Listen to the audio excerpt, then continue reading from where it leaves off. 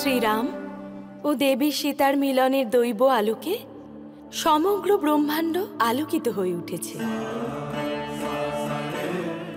স্বামী, মনে একটা প্রশ্ন জাগছে, যা আমি আপনাকে আগেও জিজ্ঞাসা করেছি, যে শ্রীরাম স্বয়ং ব্রহ্ম, জ্ঞানের স্বরূপ, অবিনশ্বর, উনি সকলের হৃদয়ে অবস্থান করেন, তবে তিনি এই মনুষ্য শরীর কেন ধারণ করলেন?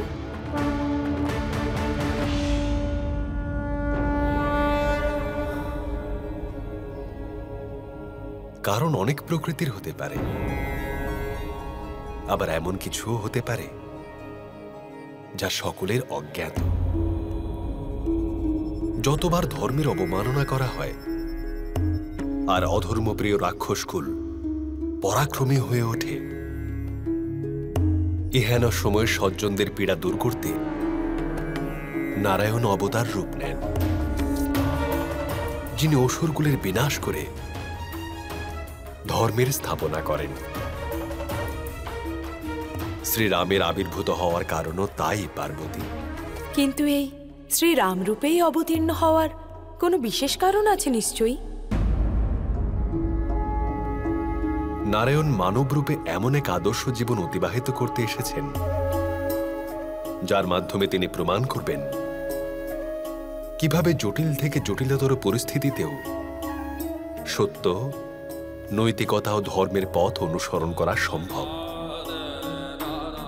উনি এটাই দেখাতে এসেছেন যে এমন এক ব্যক্তির সহায়তার জন্য দেবতা, মানুষ এবং অন্য প্রাণীও বিভিন্ন রূপে উপনীত হয়ে সর্বদাই তাঁর জয় সুনিশ্চিত করে। তাহলে তো শ্রীরাম ও দেবী সীতার এই যুগল মিলনের কোনো বিশেষ কারণ অবশ্যই আছে। অবশ্যই আছে পার্বতী। এরা দুজন মনুষ্যরূপে নিজেদের দাম্পত্যের দ্বারা পৃথিবী লোকের উদ্ধার হেতু আবির্ভূত হয়েছেন। দুজনেই তাদের স্বার্থহীনতা ও ত্যাগের মাধ্যমে দাম্পত্যের এক নতুন পরিভাষা স্থাপন করবেন।